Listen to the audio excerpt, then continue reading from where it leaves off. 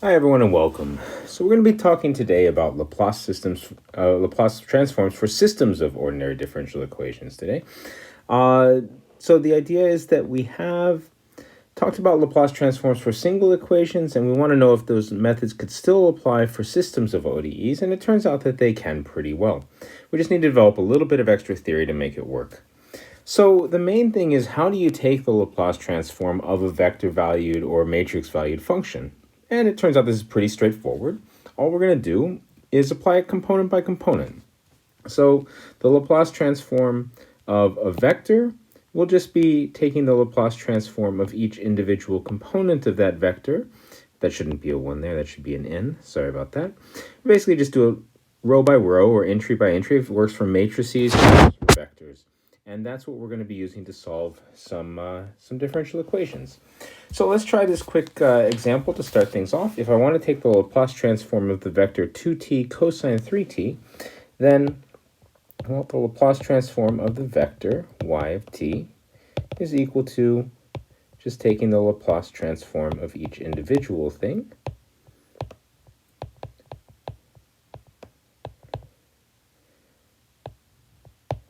And writing it as a vector. So the Laplace transform of 2t is 2 over s squared. And the Laplace transform of cosine 3t is s over s squared plus 9. So that would be the Laplace transform of y. Right? And so the inverse Laplace transform also works line by line. It's going to turn out that things work out pretty well when we try to do this with systems. Everything is going to be separated nicely into rows, and we're going to have solutions for all of the different rows simultaneously. All right, so what do we need to know in order to make this work? Well, let's talk about some properties. So the first thing is that we remember that the Laplace transform is a linear operator, and matrix multiplication is a linear transformation. So it turns out that if we have a constant matrix A, then basically it just factors out of the Laplace transform in the same way that that constants do. So the Laplace transform of a times y is equal to a times the Laplace transform of y. So that's going to be pretty convenient when we have a linear system of ordinary differential equations with constant coefficients. We're also going to need to know what to do with the derivatives, and that formula works out, again, exactly the same as it does for single variables. Basically, again, working row by row. So assuming that all the appropriate hypotheses hold about what has to be exponentially bounded and piecewise continuous, then we get the same formulas we had before. So the Laplace transform of y prime will be equal to s times the Laplace transform of y minus y of 0. And then for the second derivative, it will be s squared minus s times y of 0 minus y prime of 0.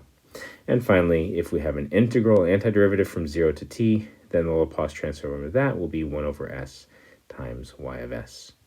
So using this, we can apply Laplace transforms to initial value problems for systems of linear differential equations, which is the goal that we have. These are the kinds of problems we were trying to solve in the last chapter, so now we can use Laplace methods for these as well. All right. So what else do we need? Well, let's suppose that we have a linear system. These are the kinds of things that we want to solve. There's our old friend. So y prime equals a times y plus g of t. So we have a constant coefficient matrix. We have a non-homogeneity here. And this is an initial value problem. Just like for all Laplace applications, we need to know the initial value. So when we're going to apply the Laplace transform, and we're going to use this notation. So the Laplace transform of y, we're going to call capital Y. The Laplace transform of little g, we're going to call capital G. Right? So applying this to the equation that we had before, the derivative becomes sys minus y of 0. And on the other side, we have a times y of s plus g of s. So what we need to do now is solve for y of s, just like we do for single equations, so that we can then invert the Laplace transform and get its value. So how's that going to work? Well, we have a y of s on each side of the equation, there and there and there. We'll bring them together, and then we want to factor the y of s out. We have to do the same thing we do when we're looking for eigenvalues, and put an I on that so that we have matrices being connected to each other. We can't take a constant minus a matrix. That's a category error. So what we end up with is si minus a times y of s is equal to y0 plus g of s. And to get y of s alone, we need to multiply by the inverse of si minus a. And then we left multiply by that, and we get this formula for y of s. And that's all we're going to need to do. So now what we can do is, once we have this thing on the right-hand side, we just need to look at it row by row. We're going to have a Laplace transform on each row. And if we invert each of those, it will tell us y1 of t, y2 of t, etc. Right, so we invert to find them. And then, so you might notice that what we're doing is multiplying by an inverse of a matrix here. And of course, not all matrices have inverses. So which ones will? Well, we'll be able to invert this matrix as long as S minus IA is invertible. That means that S minus IA, the determinant of SI minus A, has to be non-zero, which specifically means that S is not an eigenvalue of A. So this Laplace transform of y will be defined for every value of S except the ones where we have an eigenvalue, when S is an eigenvalue. And that should be familiar when you've been working through examples with Laplace transforms of ODEs. You will have noticed that you are every single time dividing by the characteristic polynomial. And the roots of that, the places where it equals 0, so where you would be dividing by 0, are exactly the eigenvalues. And so just like that, the eigenvalues of our system are the ones where the Laplace transform is undefined, which might seem a little weird, but it works out just fine.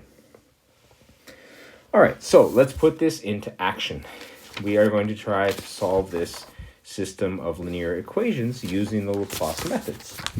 So we just apply the formula that we've just worked out, and it will tell us the Laplace transform of the solutions. What we know is that y of s should be equal to Si minus A inverse times y0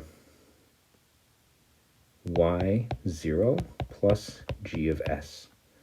Now, thankfully, in this case, y0 is 0. We're given an initial condition of 0, 0, so that part goes away, and we just need to find the Laplace transform of g of s in order to make progress here.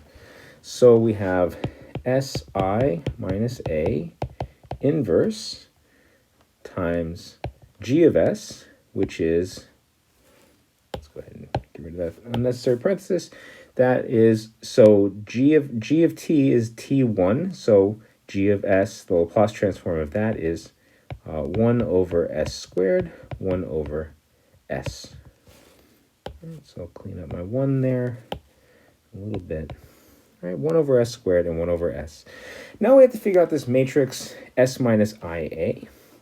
So S minus IA, or S, I keep saying that, Si minus A, not S minus IA, Si minus A is equal to, in this case, Si is S0, 0, right, S down the diagonals, minus A, which is 5 minus 4, 3, minus 2. So in this case, we get the matrix S minus 5, 4, minus 3, and S plus 2. Okay, so we now need to invert this. To invert this, we're going to need to know the determinant. And I'm going to have to be able to write straight. Let's try that again. Si minus A inverse will be equal to, well, let's see, the determinant of Si minus A is S minus 5 times S plus 2 plus 12. So that's S squared minus 3S minus 10 plus 12 is plus 2. And if we want it in factored form, it'll be S minus 1, S minus 1, S minus 2. So our inverse matrix, will be 1 over S minus 2, S minus 1 times, and what do we have to do? We have to reverse the diagonal elements, so we get S plus 2 and S minus 5, and put negative signs on the off-diagonal elements. All right, let me just check my work here. Yeah, looks okay. All right, so y of s is this thing times the matrix that we started with. So we have to take this matrix times the vector y naught plus g of s. Okay, so if we do that, switching to red now, so we have y of s is equal to 1 over s minus 1 times s minus 2 times s plus 3 minus 4, 3s minus 5 times 1 over s squared, 1 over s. Okay, so let's do some multiplying out. That will be 1 over s minus 1, s minus 2 times s plus 2 over s squared minus 4 over s. And on the bottom, we'll have 3 over s squared plus s minus 5 over s. Okay, so we can get a common denominator on the inside here. 1 over s minus 1, s minus 2 times, let's see, so we're going to have to multiply by nothing, and then, yeah, so if we work it out, get our common denominator, if we get minus 3s plus 2, and we should get, and that should be over s squared, and on the bottom we get, let's see, we will get s squared minus 5s plus 3 over s squared. All right, so hopefully we're following along okay there. This is just algebra at this point, just getting a common denominator. And now we're going to take the part out front and multiply it in, and then we'll have our two things. So let's see if we can get ourselves a new page. Good. So what we have right now then is y of s is equal to, and what is our matrix? We have minus 3s plus 2 over s squared times s minus 1 times s minus 2. And on the bottom we have s squared minus 5s plus 3 over s squared times s minus 1 times s minus 2. Now, what I would encourage you to do right now is go on your own and figure out, using partial fractions, how to decompose each of these two things. There's going to take 4 different terms. We're going to have something over s squared, over s minus 1, and over s minus 2. They're 2 separate problems that need to be solved separately. So take a little bit of time out now, pause the video, and go work on it. I'll take a pause here, and I'll come back with the answer.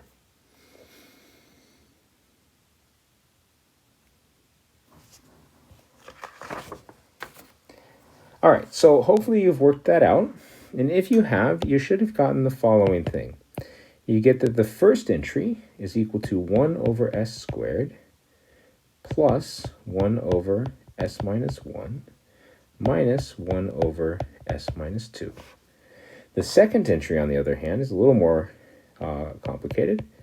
1.5 over s minus 0.25 over, 1.5 over s squared, minus 0.25 over s, plus 1 over s minus 1 minus 0.75 over s minus 2. And then finally, to solve this thing, all we need to do is find the inverse Laplace transform. So y of t is equal to the inverse Laplace transform of capital Y of s, and that just needs to be done term by term. So we get t plus e to the t minus e to the 2t on the top. And on the bottom, we get 1.5 t minus 0.25 constant plus e to the t minus 0.75 e to the 2t. All right, and if we just do a quick check, if we plug in 0, we get 0 plus 1 minus 1, so 0 on the top, and we get minus a quarter plus 1 minus 3/4, so that's also 0. That's the solution to this particular ODE. All right, so that's an example of how you solve